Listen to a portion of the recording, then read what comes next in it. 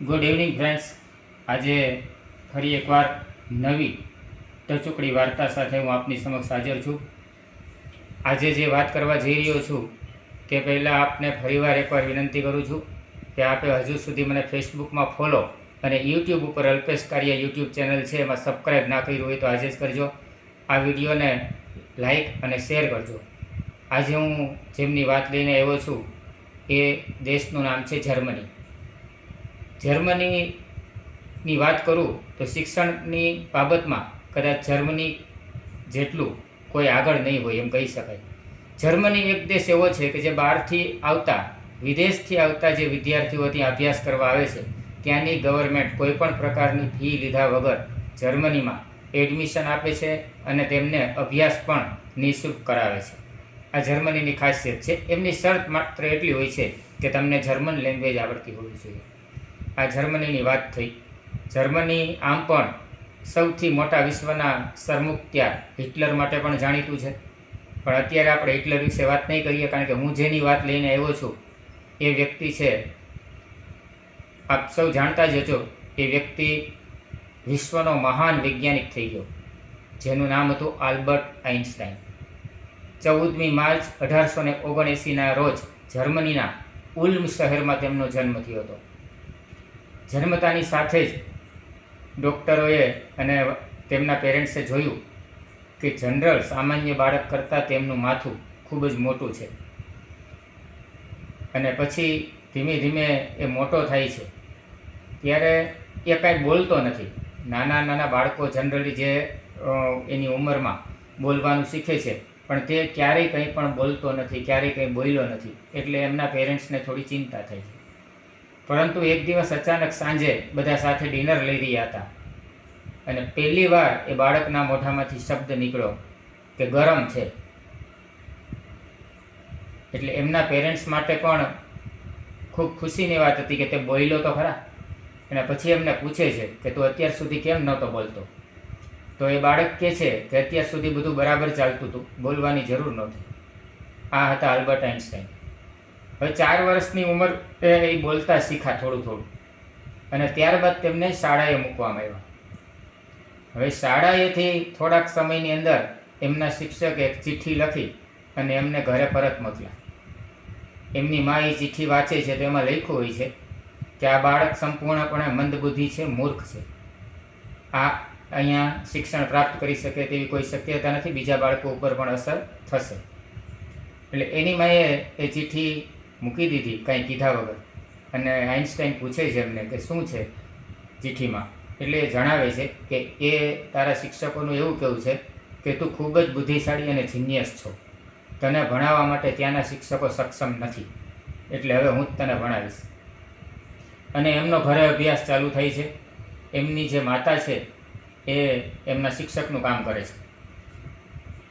અને થોડો સમય જતાં એમના પિતા છે એ એમના માટે એક કંપાસ લઈ આવે છે. કંપાસ એટલે દિશા સૂચક કંપાસ, જેને આપણે હોકાયંત્ર કહીએ છીએ.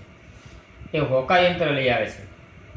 હવે કન્ટિન્યુ આમ જુઓ તો એમનું નામ રાખીને ભણતા હતા, એટલે રિઝલ્ટ, પરિણામ, પરીક્ષા બધું ચાલતું હતું. પણ ગણિત અને વિજ્ઞાનને વાત કરતાં એક પણ વિષયમાં પાસ નહોતા થતા. અને એમની રુચિ વધારે ને વધારે ગણિતમાં હતી. પરંતુ આ હોકાયંત્ર આવ્યું પછી એક ધારું એ વારે વારે હોકાયંત્રને આખો દિવસ જોઈ રાખે. એને એમ થયું કે 4 દિશા લખેલી છે, આ કાંટો આ ગમ્યા જાય છે, પણ 2 દિશાની વચ્ચે જે જગ્યા છે ત્યાં કાંઈક તો હશે. આ જ જિજ્ઞાસા વૃત્તિએ તેમને વિચારવા મજબૂર કર્યા. અને ધીમે ધીમે ધીમે તેઓ વિજ્ઞાન તરફ એટલા આગળ વધી ગયા કે કહેવાય છે કે એના જેટલી શોધો વિશ્વના કોઈ વૈજ્ઞાનિકે નથી કરી. હજારોથી વધુ શોધો કરી છે. પરંતુ તેમને ખાસ તેમની શોધમાં આપણે જોઈએ તો E=mc² નો સિદ્ધાંત એમનો ખૂબ જ પ્રચલિત સિદ્ધાંત છે.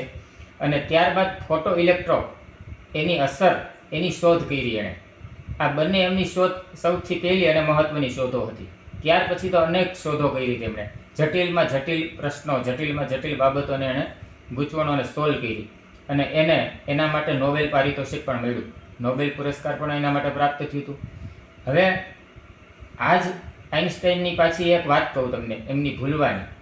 કે એ મોટા થયા બાદ જ્યારે એના સહકર્મચારી એમનો ફોન નંબર માંગ્યો ત્યારે એ ડાયરીના પન્ના વીખવા માંડ્યા, એમનો પોતાનો ફોન નંબર શોધતા હતા. એમને એમનો પોતાનો ફોન નંબર પણ યાદ નહોતો. એટલે જે એની સાથે એનો કલીગ હતો એણે કીધું કે તમને તમારો નંબર યાદ નથી? તો કે જે વસ્તુ પુસ્તકમાંથી મળી જતી હોય તેને શા માટે યાદ રાખવી? એટલે બિનજરૂરી વસ્તુ યાદ રાખવાની કોઈ જરૂર નથી. અને આનું બીજો પણ એક ઉદાહરણ બહુ સરસ છે. એકવાર આઈન્સ્ટાઈન ટ્રેનમાં મુસાફરી કરી રહ્યા હતા. એ દરમિયાન ટીટી ચેકિંગમાં આવે છે અને ટિકિટ માગે છે. આઈન્સ્ટાઈને પોતાના કોટના ખીચામાંથી શરૂઆત કરી ટિકિટ શોધવાની. પછી કોટ, પેન્ટ, એનો સામાન બધું આમ તેમ શોધે છે, ટિકિટ મળતી નથી. પછી ટીટી કહે છે કે હું તમને ઓળખું છું, ચિંતા ન કરો, મને ખ્યાલ છે કે તમે ટિકિટ વગર ક્યારેય મુસાફરી નહીં કરો, તમે ચિંતા ન કરો, બેસો. એમ કરીને ટીટી આગળ ચેકિંગમાં ચાલ્યો જાય છે. આગળનું ચેકિંગ પતાવીને ટીટી પરત ફરે છે ત્યારે પણ પાછા આલ્બર્ટ આઈન્સ્ટાઈન છે એ બાકડાની નીચે, સામાનમાં, આ બધી જગ્યાએ ટિકિટ શોધે છે. ટીટી ફરીવાર કહે છે કે તમે ચિંતા ન કરો, મારે તમારી ટિકિટ નથી જોવી. એ કે તમારે મારી ટિકિટ નથી જોવી, પણ ટિકિટ નહીં મળે તો મારે ક્યાં ઉતરવાનું છે એ મારે કેમ ખબર પડશે? ટ્રેનમાં બેસી ગયા પછી એને એ ખબર નહોતી કે મારે ક્યાં, એ શું કામ યાદ રાખવું? ટિકિટ છે ને, જોઈ લેશું કે ક્યાં સ્ટેશને ઉતરવાનું છે. તો મિત્રો, આ આલ્બર્ટ આઈન્સ્ટાઈન વિશે જો તમે ઊંડા ઉતરો તો એટલું બધું મળશે. એક માણસે એના જીવન દરમિયાન એટલી બધી શોધો કરી, એટલા બધા કોયડા, એટલી બધી ગૂંચવણોનું નિરાકરણ લેવા, અને જ્યારે 18 એપ્રિલ 1955 અમેરિકાની અંદર એમનું મૃત્યુ થાય છે ત્યારે એમનું મગજ છે એ એક ડૉક્ટર છે ત્યાં એ છુપાવી લે છે એમના કોઈની જાણ બહાર. અને કારણ કે એમને રિસર્ચ કરવું છે અને એ બદલ એમને છૂટા કરી દેવામાં આવે છે ડૉક્ટરને. ત્યારબાદ 20 વર્ષ સુધી ડૉક્ટર છે એના મગજને સાચવીને રાખે છે. અને પછી તેમના પરિવારમાંથી તેમનો પુત્ર છે એમની પરમિશન લઈ અને એ મગજ માટે રિસર્ચ કરવાની પરમિશન મેળવે છે. એ મગજને અનેક 40થી પણ વધુ ટુકડામાં વહેંચવામાં આવ્યું અને જુદા જુદા દરેક વ્યક્તિઓ, નિષ્ણાંતોને એ મગજ રિસર્ચ માટે મોકલ્યું. એના મગજના જે ટુકડા હતા એના રિસર્ચમાંથી પણ એટલી બધી શોધો થઈ અને એટલી બધી જાણકારી મળી. એમનો મગજ છે એ બીજા સામાન્ય માણસ કરતાં કંઈક અલગ હતું, આલ્બર્ટ આઈન્સ્ટાઈનનું મગજ. એટલે એમાંથી પછી નવી નવી શોધો થઈ અને ભણવામાં કાયમ માટે ખાસ કરીને નિષ્ણાંત ન્યુરોલોજિસ્ટને પણ એના અંગે માહિતી મળી રહી, જ્ઞાન પ્રાપ્ત થાય એવી ઘણી બધી બાબતો છે. એ એમના ગયા પછી એમના જેણે રિસર્ચ કર્યું એમણે પણ અનેક પુસ્તકો આ બાબતે લખી નાખ્યા છે અને આઈન્સ્ટાઈન પોતે પણ એટલું બધું લખીને ગયા હતા. આ હતા આલ્બર્ટ આઈન્સ્ટાઈન, કે જેની મહાનતા વિશે આપણે સમજી તો શકીએ, પણ એ એવું વ્યક્તિત્વ હતું કે જર્મનીએ વિશ્વને આપેલી ભેટ હતી એમ કહીએ તો ચાલે.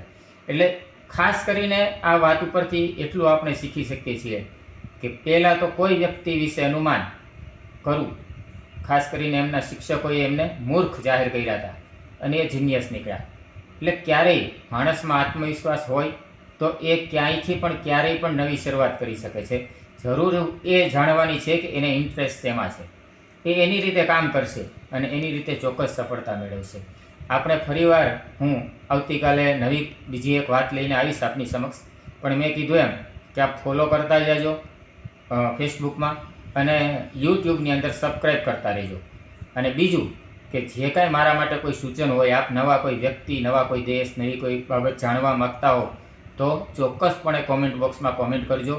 હું આપની જે ઈચ્છા હશે, આપની જે માંગ હશે એને ન્યાય આપવા પૂરો પ્રયત્ન કરીશ. મારા માટે કાંઈ સૂચન હોય તો આવકાર્ય છે. Thank you.